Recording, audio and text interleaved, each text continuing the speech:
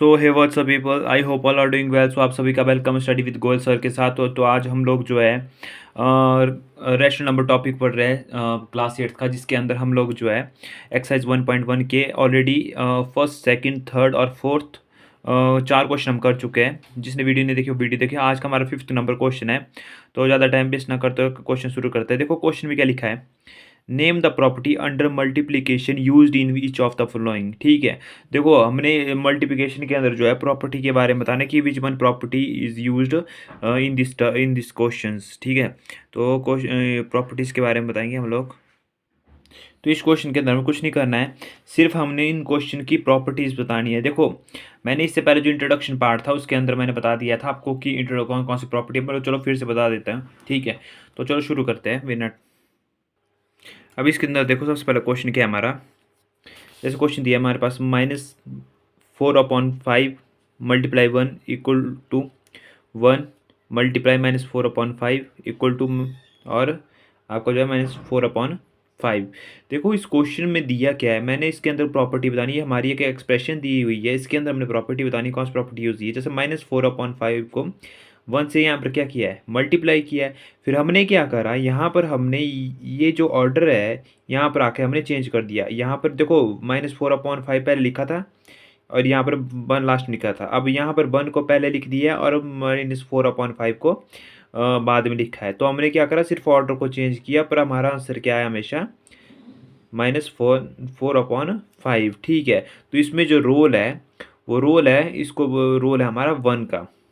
इसीलिए बोलते हैं कि 1 इज़ द मल्टीप्लिकेटेड आइडेंटिटी। मतलब एग्जाम्पल के तौर पे जैसे मैं आपको बता देता हूँ, आपको पता लग कि मल्टीप्लिकेटिव आइडेंटिटी है। ठीक है, पर जैसे मान लो मैंने फॉर एग्जाम्पल बता देता हूँ, अगर मान लो किसी नंबर को 6 को अगर 1 से मल्टीप्लाई करेंगे तो हमारा आंसर क्या आएगा, 6 ही आएगा।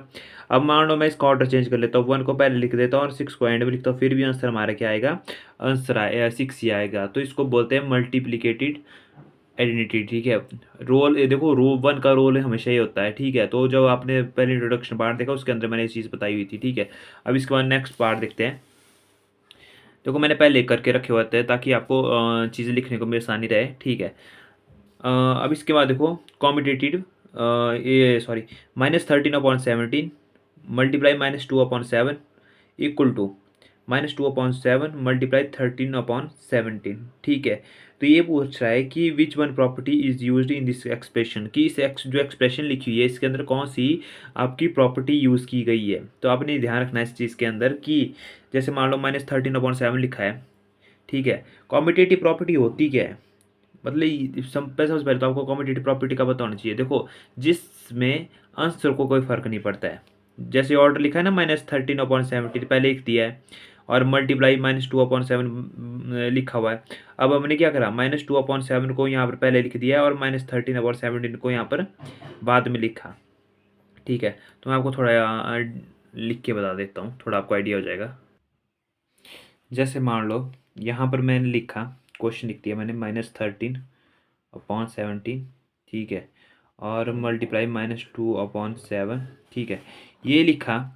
अब इसके बाद मान लो मैंने इसका ऑर्डर चेंज करना है, -2/7 को मैं यहाँ पर लिख देता हूँ और -13/17 को बाद में लिख देता हूँ। ठीक है, तो यहाँ पर होगा क्या कि जब मैं इसको सॉल्व करूँगा तो हमारा आंसर क्या आएगा, सेम ही आएगा। और जब मैं इस तरफ से सॉल्व करूँगा तब भी हमारा आंसर सेम ही आएगा, मतलब हमारे आंसर को कोई फ़र्क नहीं पड़ेगा। जैसे फॉर एग्जांपल मान लो a+b लिखो, a+b लिखा मैंने, या मैंने b+a लिख दिया। ठीक है, अगर मान लो a को मैंने 3 माना और b को मैंने 2 मांगा और मैंने इसको प्लस करना है, तो 3 + 2 कितना होगा, 5 होगा, आंसर 5 आएगा। अब यही यहाँ पर रख लो। अब b की जगह क्या है, 2 रख लेता हूँ और a की जगह मैं +3 कर लेता हूँ। जब 3 और 2 कितना हुआ, +5, आंसर को कोई फर्क पड़ा नहीं पड़ा ना।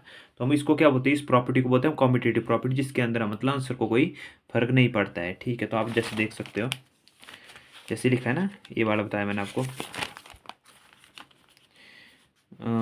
जैसे ये क्वेश्चन दिया था, ये टर्म दी थी ना इसके अंदर, इसमें पूछा था, इस एक्सप्रेशन में पूछा था कि कौन सी प्रॉपर्टी इसके अंदर यूज़ की गई है। अब इसके बाद जो देखो नेक्स्ट क्वेश्चन है -19/29 और मल्टीप्लाई जब 29/-19। अब देखो इस एक्सप्रेशन में क्या दिया हुआ है, इस एक्सप्रेशन के अंदर जो है ये जो चीज़ है ये इन्वर्स हो चुकी है, मतलब उल्टी हो चुकी है। जैसे 19 जो था वो नीचे आ गया और 29 जो है ऊपर आ गया। आपने हमेशा एक बात याद रखनी, जब भी ऐसी टर्म दिखे तो वो आपका हमेशा मल्टीप्लिकेटिव इन्वर्स होता है, मतलब चीज़ उल्टी हो जाती है। ठीक, जब -99 को हम कट करेंगे तो हमारे पास लास्ट में कटिंग करके जो बचेगा हमारे पास 1 बचेगा। ठीक है, तो मैं आपको सॉल्व करके बता देता हूँ इसको भी। ठीक है, जैसे मान लो क्वेश्चन दिया है मेरे पास इधर -19/29।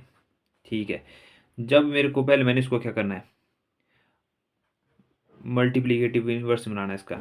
तो -29/-90। ठीक है, जब यहाँ से कटिंग करेंगे तो कट हो जाएगा, तो एंड में क्या बचेगा हमारे पास 1। ठीक है, तो आई होप आपको वीडियो समझ आ गई। Thank you so much. अगर वीडियो अच्छी लगी तो चैनल को लाइक एंड शेयर सब्सक्राइब करें। ठीक है, और हमारे लास्ट का आंसर यही है, और ये हमारा क्या बढ़ेगा, मल्टीप्लिकेटिव इनवर्स बढ़ा। ठीक है, तो थैंक यू सो मच।